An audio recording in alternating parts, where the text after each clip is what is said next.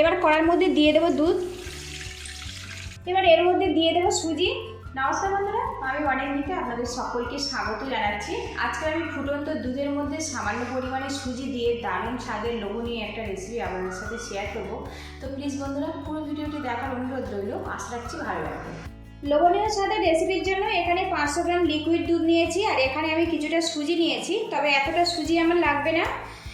বাড়িতে যে চামচগুলো থাকে সেই চামচ মেপে 5 চামচ সুজি আমি এখান থেকে নিয়ে নেব।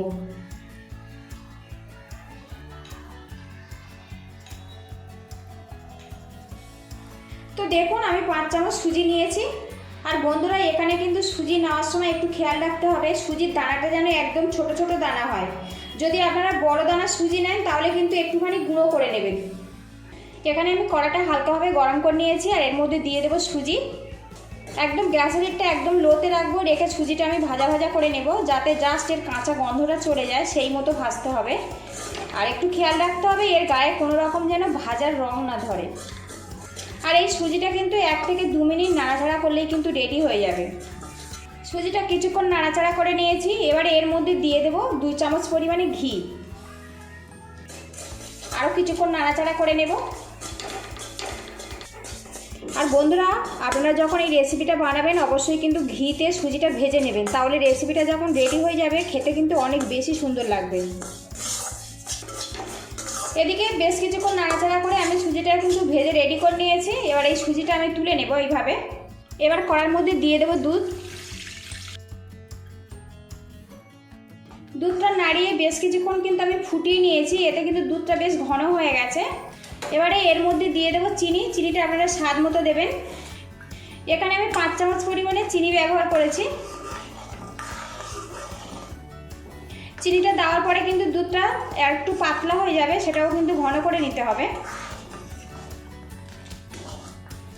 এবারে এর মধ্যে দিয়ে দেবো এলাচ পাউডার। এতে ফ্লেভারটা খুব ভালো আসবে, আর এলাচটা কিন্তু একটু পাউডার করে দেবেন, তাহলে পুরো মিষ্টি রেসিপির মধ্যে ছড়িয়ে পড়বে, খেতে কিন্তু অনেক বেশি ভালো লাগবে। আরও কিছুক্ষণ দুধটা ফুটিয়ে ঘন করে নেব।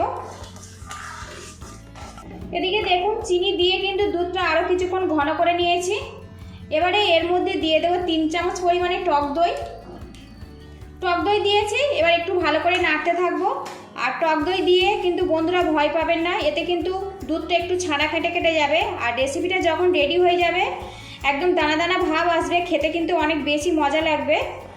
আর টক দই যদি না থাকে তো সামান্য পরিমাণে লেবুর রস দিয়ে দেবেন। তো দেখুন, অল্প অল্প কিন্তু ছানা কেটে গেছে। আপনারা বুঝতে পারছেন কিনা বুঝতে পারছি না। দেখুন, অল্প অল্প করে ছানা কেটে গেছে। এই দেখুন, ছানা কেটে গেছে।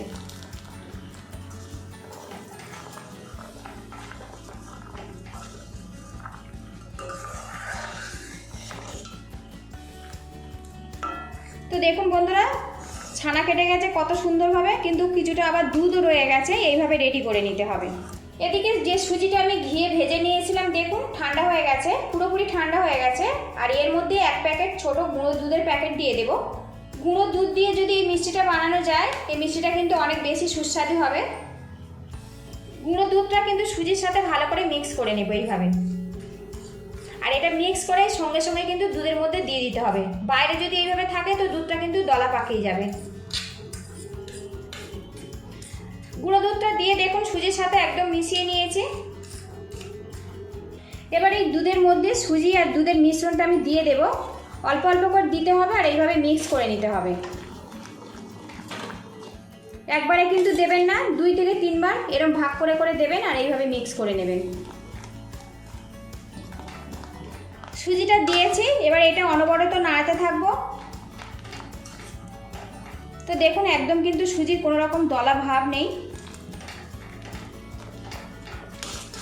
সুজি দেওয়ার পরে খুন্তি দিয়ে কিন্তু এটা অনবরত নাড়াতে হবে, যাতে তলায় না বসে যায়। আর এটা কিন্তু একদম দইয়ে পরিণত করে নিতে হবে। যতক্ষণ না কড়া থেকে ছেড়ে আসছে এইভাবে কিন্তু নাড়াতে থাকতে হবে। এদিকে দেখুন, দুধের মিশ্রণটা কিন্তু এইভাবে আমি নাড়াতে থাকছি। আর এখন কিন্তু মিশ্রণটা বেশ মসৃণ হয়ে গেছে। আরও কিছুক্ষণ এটা কিন্তু জ্বালিয়ে নিতে হবে, যতক্ষণ না কড়া থেকে ছেড়ে আসছে। আর বন্ধুরা, এদিকে দেখুন সন্দেশের পাকটা কিন্তু রেডি হয়ে গেছে। আর এখন কিন্তু কড়া থেকে বেশ ছেড়ে ছেড়ে আসছে। এইভাবে পাক দিয়ে কিন্তু রেডি করে নিতে হবে। আর বন্ধুরা, এই রেসিপিটা হচ্ছে সুজির কালাকাঁদ।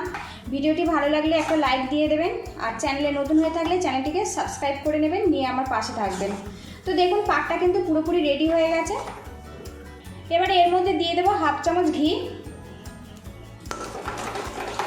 ঘি দিয়ে আরেকটু ভালো করে মিক্স করে নেব। তো সন্দেশের পাকটা কিন্তু আমার রেডি হয়ে গেছে। আর এখন দেখুন সন্দেশের পাকটা কত মসৃণভাবে তৈরি হয়েছে। গ্যাসের হিটটা আমি বন্ধ করে দেব। কালাকাঁদ মিষ্টিটা আমি এতেই সেট করব। এর মধ্যে সামান্য একটু ঘি ব্রাশ করে নিয়েছি। এবারে এর মধ্যে সন্দেশের মিশ্রণটা আমি দিয়ে দেব। এবারে এই মিশ্রণটা একটু সমান করে দেব।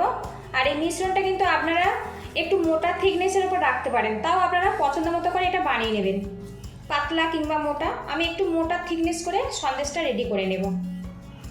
আর এখানে কিছুটা আমন্ড লম্বা করে কুচিয়ে নিয়েছি, এর উপরে দিয়ে দেব।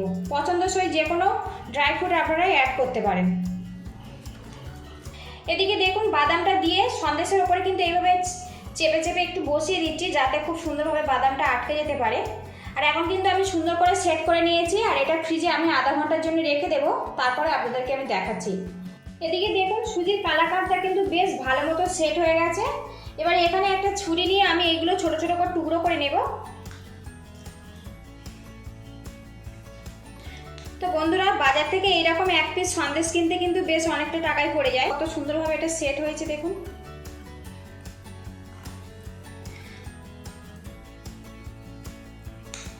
তো ঘরে থাকা সুজি আর গুঁড়োর দুধ দিয়ে কিন্তু আপনারা কিন্তু খুব ঝটপট এই রেসিপিটা বানিয়ে নিতে পারেন। হঠাৎ অতিথি চলে আসলে আপনারা কিন্তু এইভাবে বানিয়ে আপ্যায়ন করতে পারেন। তো দেখুন কত সুন্দরভাবে এটা সেট হয়েছে, একদম পুরো কালাকাঁদের মতো দেখতে হয়েছে। দেখুন এখানে লেয়ারগুলো দেখুন কত সুন্দরভাবে রেডি হয়েছে।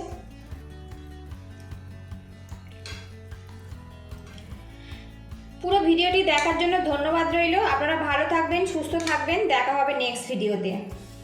আর বন্ধুরা, কেমন হয়েছে বাড়িতে অবশ্যই বানিয়ে খাবেন, আমাকে কমেন্ট করে জানাবেন।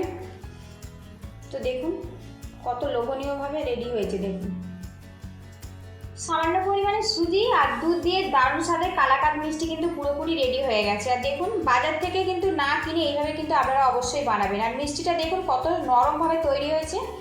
তো একটা আমি আপনাদেরকে ভেঙে দেখাচ্ছি। দেখুন কত সুন্দর দানাদারভাবেও রেডি হয়েছে দেখুন। আর এর স্বাদ কিন্তু অতুলনীয়। অবশ্যই বাড়িতে এইভাবে ট্রাই করবেন। দেখুন কত সুন্দরভাবে এটা রেডি হয়েছে দেখুন।